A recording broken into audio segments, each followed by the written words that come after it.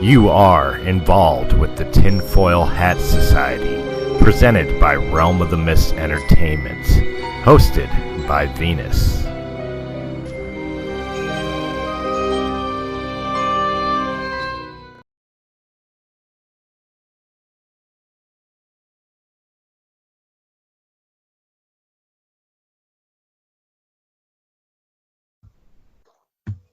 Okay.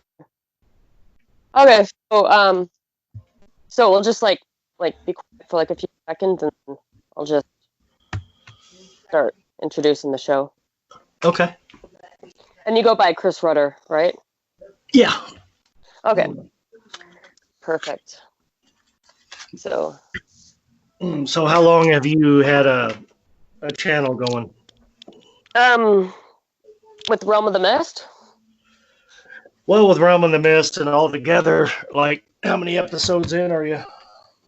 only 4.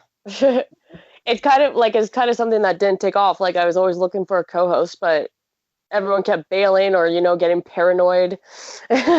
Really? Scared that they were on the next watch list and stuff. And I'm like, guys, like literally, like we talked about blood types. Like, come on. Right. Yeah. Yeah. If you ever have anybody drop off or whatever, just let me know what the topic is, and I can jump on pretty much any time. I'm always pretty much ready to record. So. Okay. Well, we'll pretty much make it you and I, Okay. and then Salem and Dusty wanted to join like on occasion, so whenever they can join too. But we'll try to get this out, and then because it's only like a half an hour anyway. So. Right. Okay. And then they're wanting. We're gonna have them on Saturday evening. It looks like. Yeah. Okay. Cool. Do we have any topics picked out, or are we letting the guests bring a topic, or what? On Saturday. Yeah. I'll see what they want, but I mean, there's so many conspiracies going around right now. Like it's such a hot topic. Right. It'll be so easy to find something to talk about. Yeah, definitely. Just with some of these, you start moving into some quasi science and whatnot. So the better off you are speaking technically accurate and whatnot, the better off you're going to be, because these kinds of podcasts and everything, they get picked up by a specific group of people usually, and if you're not technically accurate or whatever, then you get blown up in the DMs and comments about the show not being good. Even if you had a great conversation, they'll try to beat you up over your facts or figures being off one way or the other. So having a little bit of heads up is good in most cases, but Yeah. for the I most try part, to. anything work. But so whatever. Yeah. Okay. So, yeah. So it's the Google box. Yeah, it's the Google Bloom box. Google Bloom box. Okay. All right. Okay. So you ready? Intro, go ahead. Hello, everyone. Welcome back to the Tinfoil Hat Society with your host, myself, Venus, and my new co-host, Chris Rutter. How's it going? Good. So today, I'm actually going to get schooled by Chris because Chris is going to talk to us about the Google Bloom box, which I have honestly never even heard of. That's And the so that, yeah. this will be fun. Yeah, so just kind of jumping right into it, I'll kind of give you the A through Z approach here. So basically, whenever Google first started in the Silicon Valley, their campus, as it was originally built, was meant for between 2,500 and 3,500 people. Now, obviously, it's grown substantially since then, but basically, the framework and everything for the campus was built at the very beginning. That's where they housed all of their mainframes, all of their storage data, and of course, all of the desktops for every station that's in the house, and everything else, where they're collecting all the data and correlating it. And this, at the very beginning, Google was a search engine option. It wasn't the search engine. And Yeah, we had Yahoo and stuff and whatnot, right? you had Ask Jeeves and all of these other groups that were out there. And so it was basically just a search engine option. And so what they kind of tripped into was data collection. And data collection at the moment is actually more valuable than oil. They're collecting so much information. Once you sign into your Google account, it has everything on you, what your shopping habits are, even what your dreams and want list are. Google can make a better vision board for any of us than we probably could ourselves, because it correlates and keeps track of every single thing you've ever typed in and looked at. And then obviously you're put into different groups and associations based on keywords and all of this other stuff. There's a whole algorithm that goes into it. But by the second or third year, they started doing the user agreements where they were able to not only correlate, but also keep your data. And everybody is very familiar with the user agreements that you have either on Droid, which are heavily associated with Google, and also iPhone, which is heavily associated with Firefox. Both of them are data collecting agencies at this point. Now, at the beginning of Google opening its doors, opening the campus, as it were, they had a very unique invention. And it's something that you will never hear about. If you're to do a Google search on it right now, you will only get a picture. The only thing that will give you somewhat of a decent description of what it was supposed to be would be on DuckDuckGo. And I believe Wikipedia has a small snippet on it as well. But basically what it is a little 1 foot by 1 foot by 3 foot box. So 1 foot wide, 1 foot tall, 3 foot long. And it stood on its side. You're able to see the whole 3 foot length of it and a foot tall of height from it. And it was a renewable clean energy source that at the beginning basically powered the entire Google campus, from the lights to the workstations, to the mainframes, to the data collection, the hard drives, and everything else in between. Basically, Google was off the grid. It was able to power itself. And then once they stumbled onto the data collection part of the business that we're also accustomed to, but you got to think in 2004, 2005, roughly, whenever they start doing all of this, data collection is a very new thing. Nobody really knew what they were supposed to do with all this data they were collecting. Now we all know that's how you build email addresses, and that's how the government watches you, and all of this other shit. So about the third year of operation, the Google Bloom box disappeared at the same time that they started working hand in hand with the DoD and the CIA and the FBI for all of this data collection. Now, a renewable energy source, a renewable clean energy source, has nothing to do with data collection. They don't really work hand in hand. But here's the skinny on it: is everybody has had the argument for well over 100 years of who killed the electric car.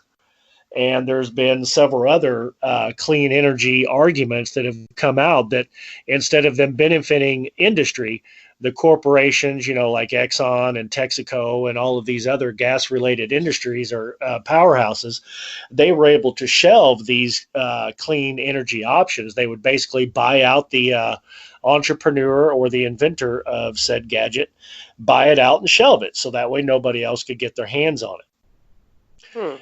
And this has happened repeatedly, just in the gas and oil industry, several times. There are several companies that have come and gone. Most recently, the one that was almost put out is Tesla. But Elon Musk didn't have anything to do with the American government. He's very Canadian, even though he lives in LA. He didn't really want to work with the American government. They weren't able to buy or push him out, and he kept going, even though the business was, just a hair away from slipping into complete bankruptcy. He kept pushing forward to come up with the electric car. Well, the Google company did not do that with the Google Bloom box. Again, it's a clean a renewable clean energy source that basically works off a very Star Trek principle of particle acceleration. Hmm. And once they got into bed with the DoD, it was taken off the building. They don't use it anymore, at least from the surface. They sure as hell don't have pictures of it, obviously, or else you'd be able to find it easier. But it has become the way of the old electric car. It's no longer in existence, even though it definitely did exist. If you look at the mastheads of the first 2 or 3 years of operation for Google, one of the things that they actually listed was the fact that they were trying to get into clean, renewable energy. They were going to figure out an algorithm that made it all work well to be distributed, not just through the United States, but through the world. And once they went into business with the DoD, all of that was disappeared, I guess is the right terminology for it. It is no longer on top of the building. There is no literature available on it. So anything you're able to pull offline, if somebody out there were, want to spend, the next 8,000 hours digging into any articles or any descriptions of it from the early 2000s, you'd be able to find some literature on it. But basically, that's what it was a clean, renewable energy source that powered Google. And it disappeared once they got in business with the Department of Defense on collecting all of this data. Wow. Yeah. Wow. So that raises like a whole bunch of questions that I could just think of right away, right off the top of my head. And there's a lot of segues that can go off of this. This is a conversation that if you're doing a half hour at a time, we could end up having 200 hours worth of conversation because of all the segues that this does butt heads with. But there's a lot of area to explore with it as well. With where we are right now with the 5G argument, as far as how it's affecting or corrupting corona data and making the virus move and all of this other stuff. And you got third world countries where they don't have any energy sources. What better way to be a help to humanity than to be able to introduce, even if it's a series of these boxes or build one on an industrial scale, to have clean energy or renewable clean energy source. Renewable energy has been around for a long time. That's what we call nuclear energy now. But as far as a clean renewable energy, there's really no such thing other than solar, and that's not even clean itself. No. I guess with all the recycling of the solar panels, you can't really recycle them. So, right. Yeah. I was reading an article the other day that with the windmill, the turbine farms there in, like San Bernardino and Utah and all of that stuff, if one of them gets frozen up, do you have any idea of how many gallons of diesel fuel it takes to burn off the ice to get one of those things running again? Yeah, they leak oil. They're not efficient at all. I've heard so many things about them, like people living close to them, suffer migraines constantly, increased anxiety. Babies are more likely to suffer from sudden infant death syndrome. So, is it clean? Definitely not clean if it's causing these bad effects. Right. It's cleaner on the surface for the environment, but if you take a deep look at it and all of the plastic and everything that it takes to build it, and then all of the power and diesel fuel that it takes to get it there and then build it on site, they're very far from clean, that's for sure. Are they a cleaner option than coal? Yeah, obviously, but they're not as clean as they make everybody want to think about it. If you had to scrap all of the solar panels, if they had to switch all of those out at your local power plant, if you're lucky enough to, or lucky or unlucky enough, depending on how you look at it. But if your electric or utility company is using solar as an electricity source, if all of those panels were to go out tomorrow, not only would it take a couple years to replace them all, but if they have a whole football field of solar panels, that's an entire football field of landfill. Yes. So how do you question this? Ask this. So how does it, why would it make sense then that they would want to hide this like Google Bloom box, you know, because we hear all the push for like clean energy and stuff and whatnot. But like, is it because it's cheap and nobody profits from it? Yeah, that's basically the theory. Google put it in place. Their engineers, the ones who built it, and I don't know who they are specifically before anybody asks us. I don't have the information going back that far. Actually, I heard about the box itself from the CEO of Icon Cars. He's a car manufacturer, custom car manufacturer, and an exquisite leather artisan.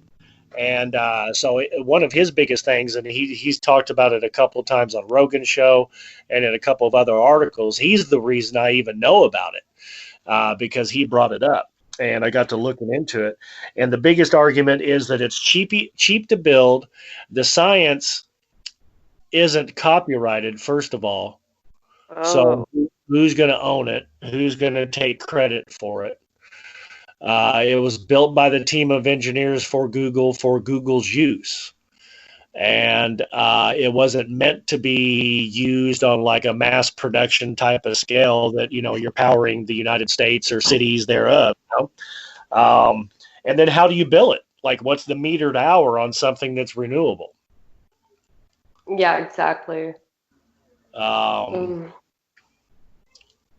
obviously, it's something that the government is very well aware of, and it's probably something that they're currently using. You know, most all of their technology, whenever we see it, it blows your mind, but it's something they've been working on for 30 years. So, you know, is it something that's being used by the United States government? Maybe it's something that they are, you know, coupling in one piece at a time to power the Pentagon or, you know, whatever. But it's something that they own. It's something that they have, and it's never been seen or heard of since its inception and use at the Google campus. Yeah, and without a patent, I mean, it's pretty impossible to find any information on it. Like that, like you could find it, like Google that, or you know, like, oh my gosh, I'm trying to think of something here, something bizarre. That is the thing, is that since it was made by the Google team of engineers to be used by Google for Google, blah, blah, blah, they were never going to let it out of their hands to begin with. It was just a novelty for them. And, you know, a science fair project that won, and they ended up using it kind of for publicity and to be able to stand on the backs of scientists and say, you know, hey, look what we did. But they never planned on using it for anything other than that. So is it still being used by anyone, or is it just in a warehouse somewhere? It's not in a warehouse somewhere because it's no longer talked about on the Google campus. The gentleman's name who owns Icon escapes me at the moment, but he's actually reached out to a few of the higher ups there at Google asking about it. It's a very hush-hush situation. Like, first of all, they laughed and scoffed at the idea that he even knew about it. And then second of all, that's not for public use and it's not for retail, basically was the response he was given. And this is a guy who's built himself out of nothing, and he's now worth, you know, tens of millions of dollars. Nothing has a price tag that scares him, and he wanted one. And they're like, yeah, that technology is no longer available. No longer. So, like, verifying that, yes, it did exist, but now it's gone. Right. Exactly. And then that's the reason I brought up, you know, Texaco and Exxon and all of these other gas-related companies. There's so much technology that's been released invented and developed for the use in cars and other things that are heavily dependent on an energy source. And they have bought several things and shelved them. There is a carburetor that has been around since the 1950s that's used in was used in cars all the way up until the late 80s, a fuel injection carburetor that allowed people to get in the neighborhood of like hundreds of miles to the gallon. and it's something that's been used by the military. You really think a Humvee goes out on a 5-day expedition with a tank of gas and a 5-gallon for refill, and it's got enough gas to really do that? Yeah, no, that doesn't sound very probable. Right. So, and if you talk to anybody who's been deployed, obviously they'll tell you they don't train them, and your average guy on the front lines in Afghanistan isn't going to really look at the science of how the carburetor actually works. But there are several stories from guys who have come back home or talk about, this 2-ton tank on 4 wheels, basically, which is what a Humvee is. There's no way in the world they should have been able to go out on 400 or 500-mile excursions on 1 tank of gas and get back, So it's something that's been known, and everybody just kind of, it's one of those things that, like, it used to be considered like an old wives' tale, where there's a guy in Michigan who accidentally got one of these things off the Ford assembly line installed in his Cadillac and got like 100 miles to the gallon or whatever. But it's happened more than once, and it's a story that's been around for a long, long time. And that bottleneck of industry, or bottleneck of new technology, happens because of the oil companies have such a heavy hand in all of these industries. If they're not supplying fuel for it, then it gets squashed. Yeah, because if we all had this, we wouldn't need to buy that much oil. Like, we wouldn't need to fill up our cars so often. Like, we could fill it up, like, what, every 6 months? Like, for us that just travel around town to go do our groceries. So, right. They wouldn't be able to be the billions of dollar powerhouses that they are, funding, all these special interest groups and all of this other stuff that basically makes things better for them.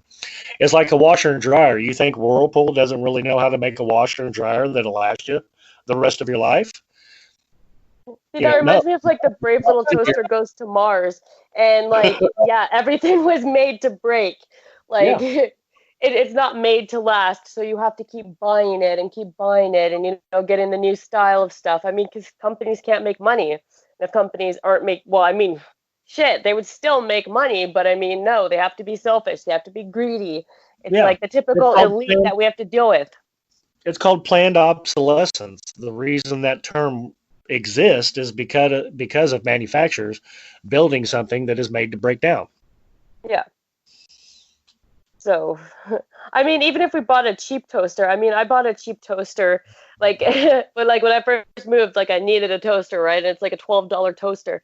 And yeah, I expected it to break, but I didn't expect it to break within 2 weeks. Like, I expected it would have lasted me a little bit longer than that. Right. So yeah, bought the $40 one. Yeah, exactly. Actually, I got a Star Wars toaster now. That puts puts the Death Star on my toast. So. Yeah, that series of toasters and kitchen equipment they came out with is pretty cool. They have the waffle iron with R2-D2 and C-3PO's head on it and stuff. That's awesome. It is, yeah. It definitely makes breakfast more interesting. But again, like, I don't anticipate this to last very long. Like, if I get 6 months out of it, I'll be happy. Which, for a $17 toaster, but just because I had the Death Star, I was like, oh, that is so cool. Like, I spent that money. But now you buy cheaper stuff, and like, it's gonna break sooner. So then, what are you gonna do? But keep buying cheap stuff, and you end up with like a bigger bill than if you would have bought the more expensive stuff. But then, I mean, that more expensive stuff can default and break, and you're screwed either way. Yeah, instead of replacing something once every 10 years, if you spring for it and pay the extra few dollars, or something that you have to replace every year because it's half the price, you still would have been better off to go ahead and buy the expensive one. But they take advantage of everybody's economic situation. If you're not able to make that purchase, then you have to buy the cheap one. And guess what? Go ahead and get the next $20 ready to go and buy the next one next year. Exactly, but a good thing, my taste could change, and I could go from Star Wars to Princess Dora next year or something, right? I mean, that's the only like good part about it, is that we can change with our interest. But I mean, if we had like an industrial toaster that lasted 10 years, I would pay the extra $20 for that. Hands down. Yeah, definitely. But unfortunately, the industrial ones don't cost an extra $20. They cost an extra few hundred, you know? right? Like no one can afford that. And there's a lot of things in place to track consumers and where they are. Digging yourself out of your economic situation is harder because all of the retailers and manufacturers build everything in such a way that keeps you on that cycle. So be able to make the next step up and buy that super expensive washer and dryer, it's a lot harder to do because the next step up is a couple $1,000s for one of those units instead of 300 or 400. You got to make a major economic change or change your credit at the very least, and that at the end of the day is the bottom line. Credit is your money nowadays. Yeah. See, I always think about it this way. Like, you can always buy secondhand, and you might not get the insurance and stuff, but you're going to have equity instead of payments. See, like, it's actually something you own, and you can turn it around for some money instead of continuously having to make payments and whatnot.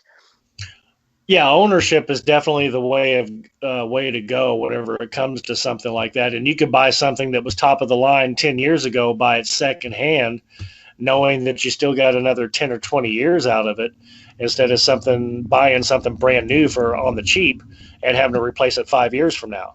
So, and then plus you have the equity of having to own that and the ability to flip it if you want. You can almost own something long enough that it becomes collectible. Especially in today's culture, anything 20 years old is almost a collectible nowadays. So, and if it's still running after 20 years, guaranteed you've got another few years with it. Some financial advice for people my age, like millennials and stuff, that are like, wow, I can't afford anything. No, you can. Just you go for definitely can. You just got to put in a little bit of effort and do some searching. But you can definitely find something like until they passed away, my grandparents, and this is in the late 90s. I'm 50, so I'm quite a bit older than you are, but like my grandparents, whenever they passed away, they had a Whirlpool washer and dryer set that they had for 30 years. And my aunt works, right? out in her damn garage, and they probably would turn on if you were to plug them in. Maybe replace a couple belts, and boom, you're off and running, Yeah, stuff from like years ago was made to last. Like now it's not. No. Yeah, the manufacturers really figured something out. Yeah. So that kind of brings us like back to that Google Bloom box. Like, Can you imagine what we could do with that technology? Like, we would not need to buy anything. Like, we would not need to heat our homes pretty much. Like, we could have electric, like a little box in our basement. And I mean, like, it doesn't sound like it has any emissions or anything that we would have to worry about, right? No, there's not even a heat flume that comes off of it, supposedly. So it doesn't generate anything by friction. It doesn't have wear and tear because of moving parts. It's just fusion. Just applications of something like that, whether you were to build a much smaller version of it to use it in a car, which is what the gentleman who owns Icon wanted to do. He is always looking for alternative fuel sources, and he's looked at hundreds of different ideas. And that's the reason he wanted that. And I think that's probably a major part of why Google told him that technology is not available. They don't want it out in the, for mass consumption. They don't want everybody getting their hands on it. Maybe Google doesn't care, but the government sure as hell does. Yeah, because like the government is funded by like oil companies and stuff and interest companies, and like so we spend like $400 or $500 on this, and like you don't have to pay it for any hydro, so that's less tax money for them. Like we have such a crazy carbon tax in Canada right now. It is ridiculous because we use fossil fuels to heat our homes. So now if we could have this little box, like it would totally kill the government, and the government is like a sin on its own. But right. Imagine their downfall. Canada. I am, yes. So dealing with the utility company in Canada versus the United States, there's a couple of differences, but the first one is the fact that you do have that fossil fuels tax on everything you buy, right? We have our sales tax, We have our GST that we pay, our income tax that we pay. And we've got carbon tax on like literally everything. Carbon tax on our hydro, because apparently our light bulb is like such a hazard to the environment, like lighting a light bulb. My hydro bill went up from like about 110 a month, and they added another 50% carbon tax. So now my hydro bill is 160 a month, which is ridiculous. Like 2 years ago, it would have been like maybe $60. And so is this dealing with the two different countries? Is this something that subsidizes your all's healthcare program or something? Or I mean, what's the point? The fossil fuels are already in play and they're already being used in every house, so why tax? It's a penalty for us because we're supposed to take responsibility for our actions of causing carbon emissions, which is like, okay, well, where does our money go? Because like now with the economy shut down, everyone applied for unemployment and they're having a hard time dish that out because they don't have the funds for it. And it's like, how can you not have the funds for that? You're taxing us like literally 200% taxes on just hydro. And we don't get money to live on because it's too difficult for you guys to give us that money. But I mean, they're giving billions of dollars for other countries for foreign aid. They don't account for this money. They don't tell us where it's going, just it's foreign aid. Well, that could be anything. That could go in the pockets of another politician and back into the Trudeau Foundation. And, it just could be dirty money laundering as far as I'm concerned. Well, yeah, and you're probably on to something really, really big there. But what's Canada's version of the Pentagon? What do you guys have that's like that? Like the intelligence basis? Is that what you guys call it? No, I don't. Well, in Washington D.C. RCMP. we have the Pentagon building, which is where most of the Department of Defense and all of those projects and everything, that's where they start and end. And like in America, we have it's a true story. It used to be just an old wives' tale from conspiracists, but it's been proven since the Freedom of Information Act. Like there is such a thing as a $20,000 hammer. And the Pentagon bids and pays. Yeah. The Pentagon bids and pays for these things, and most Americans who are wanting to know what's really going on out there, there are hundreds of bills of sales for $20,000 hammers, $10,000 toilet seats, $500 rolls of toilet paper. So where's that extra money go? And I'm wondering what's Canada's version of the Pentagon, where all of your defense spending comes and goes from. Well, I don't think we really invest too much in defense. Like we have veterans living on the streets and stuff because we can't afford to pay them. It's so ridiculous. Yeah, to where our money goes, and I mean it goes to places like China right now. Like China has a really good industry right now, a really good economy right now, but we're giving them money. Actually, I found it funny when Germany sent them a bill for the coronavirus impact in Germany to China. Yeah, that's awesome. That's something that all of us should do. Have you seen where some parts of Europe are starting their second round of the corona? It's spiking again over there. No, I have not. And it's funny because I followed that news, but no, I haven't. I missed that one for some reason. It's news that just came out yesterday, I believe. And Sunday is always like a notorious slow news cycle day. And that's usually where they do this kind of shit because everybody doesn't really, Monday through Saturday, you're going balls to the wall. And then Sunday, it's like, okay, I need to take a minute off and refresh it. And then they put out this incendiary news item. But in Europe, they are actually experiencing their second round. Wow. And has it mutated? I mean, that's another thing. Like, and we could go on forever about all this, but I mean, yeah, we're kind of getting we're really getting off topic. But I mean, that's what it comes always down the case with these conversations. I know, and I don't want to overload anyone with information or something. But yeah, we honestly, this can go on forever. So I think that we'll have to catch up on this. We're hopefully coming out with a new episode again this week, so possibly 2 episodes per week of the Tinfoil Hat Society. What are we going to talk about on Saturday? I'm not completely sure, but we will be back with more of this. Here's a topic for us to maybe discuss on Saturday, and I don't know how open you are to it, or if our other guests who are going to be coming on, if they want to discuss it, or if they already have a topic in mind. But did you know that Texaco in the 1930s and 20s heavily funded the Nazi Party? Texaco. Texaco, the gas company. Yeah. Oh, I have so much to go off about that. Uh-huh. I do. That's definitely an interesting topic. Yeah, actually, they had a lot to do with Shell, so I'll just drop that quick bomb. But yeah, I don't know. We could always leave it up to the viewers if they have something they would like us to talk about or something. Leave a comment below or get a hold of us. You can find me on Facebook at Venus Chan or Solar Nova if Facebook bans me that week.